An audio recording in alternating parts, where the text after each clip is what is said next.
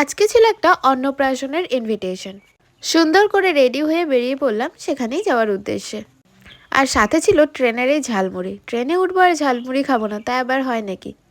তো আমরা চলে এসেছি বর্ধমানে।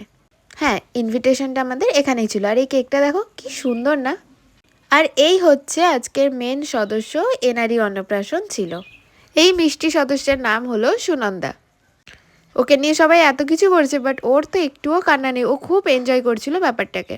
আমরা দুজনও কিন্তু আজকে ম্যাচিং ম্যাচিং ড্রেস পরেছি। কি সুন্দর করে সাজানো হয়েছে না ওর প্রথম মুখে ভাতের থালিটা। আর এখানে আমার বুনু আমার মায়ের সাথে বকবক করছে, আর আমি ওকে ততই জ্বালিয়ে যাচ্ছি। হ্যাঁ, এটাই আমার বেস্ট টাইম পাস, ওকে জ্বালানোটা। আর এরপরে তো দেখো সুনন্দা ঘুমিয়েই পড়েছে, ওকে আর খাওয়াবে কি? যাই হোক, ওইভাবেই খাওয়ানো হলো ওকে।